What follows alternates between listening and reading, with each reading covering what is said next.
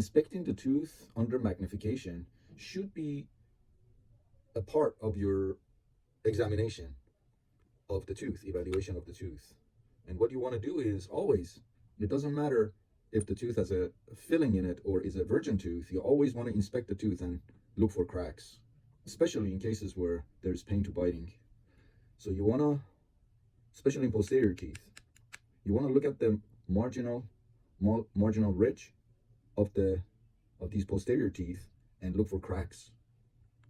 Okay, so it's really important to have magnification. So you want to make sure that you inspect every tooth, looking for possibility of cracks. So a cracked tooth could be tender to biting. The tooth could be tender to chewing and biting down on. Okay, so it may not be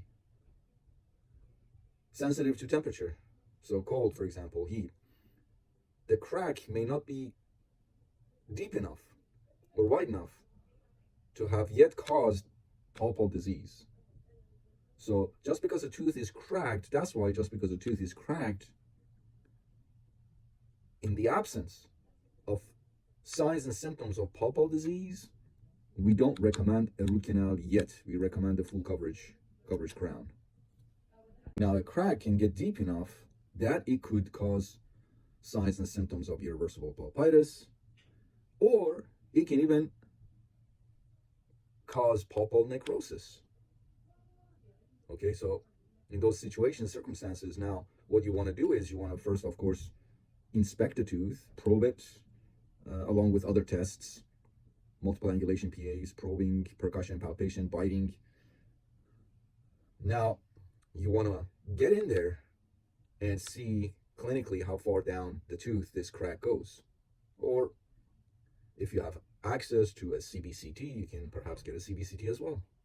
And hopefully the CBCT will show you how deep that crack goes.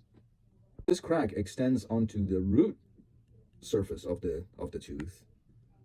We call this a split tooth. It's cracked, but now it's split. The tooth is split, and the prognosis is poor to hopeless on a split tooth.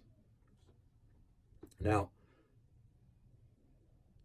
I've seen that people call it split tooth, meaning that a crack that's gone beyond the crown of the tooth now extends onto the root surface of the tooth.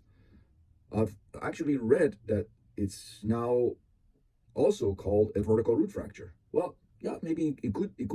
We used to consider a tooth with a vertical root fracture, meaning that the fracture started from the apical area, apical part of the root, extending coronally.